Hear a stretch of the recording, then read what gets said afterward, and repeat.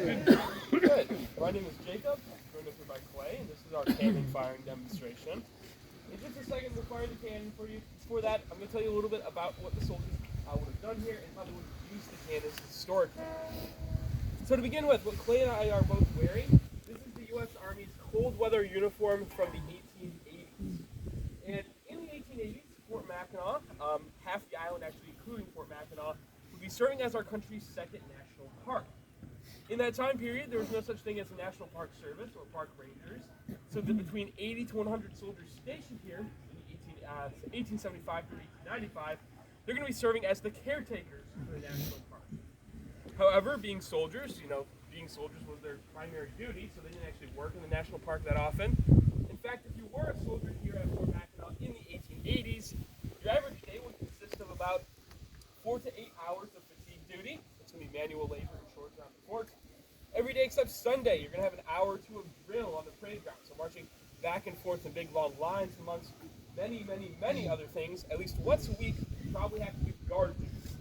Now, guard duty is going to start at 9 in the morning and last for 24 hours for a soldier. You're going to spend 2 hours on the walls, 2 hours in the guardhouse, 2 hours on the walls, back and forth for 24 whole hours. Now, as part of guard duty, you're guarding to make sure no one enters or leaves the fort when they're not supposed to. You're looking out for fires in the fort and downtown, but also you're firing the cannon at least twice a day. Every single day when the flag goes up in the morning, and then when the flag is lowered in the evening, you get to fire the cannon. It happens again every single day without fail in the morning and the evening. So the cannons are also fired for holidays. For example, the 4th of July, as well as Decoration Day, what we call Memorial Day today. On those holidays, you're going to fire 38 shots, one for each state in the Union at the time. You're going to fire the cannons for somber occasions. For example, in 1885, when President Grant passes away, you see 13 guns at dawn, 1 gun every half hour throughout the day, and then 38 guns at dusk. They even fired these cannons for the first boat of tourists coming after a long winter in 1886. So long story short, they fired these cannons a lot. And you're going to fire them for really any reason they can find, because while the soldiers here are very busy all the time, they're also very bored.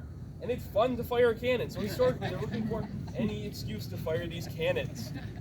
Now, one big thing to stress is that just like today, we're not putting a 6-pound cannonball in this cannon because, as much fun as it would be for us, probably a lot more fun for the people on the ferries. It'd be historically inaccurate to do that because they're never firing cannonballs, they're just firing something called a salute shot, which is just gunpowder to make a big bang to mark some sort of occasion. And the cannon we have up here is the same type they would have had historically. This is a model 1841 6-pound smoothbore field gun. This one's a reproduction, so it's not quite that old. But it is the same type of cannon they would have had. Because by the 1880s, this being a national park, they didn't need the best artillery. So for some comparison here, this 1841, the maximum range it has is 1 mile, which is the shores of Round Island out there. However, it's a smoothbore, which means it's not very accurate. So if you actually want to hit your target, your maximum effective range is a half mile, which is roughly the end of the breakboard. By comparison, cannons produced in the 1880s are going to be able to hit targets 3 to 4 miles away with extreme accuracy. So, by cannon standards, this 1841 is garbage. And again, that's why they sent it here, because this is a national park. They're not trying to defend the fort from an invasion from tourists or anything like that. They need to make a bang a couple times a day, and these cannons can do that. So we're going to get started with the loading process here.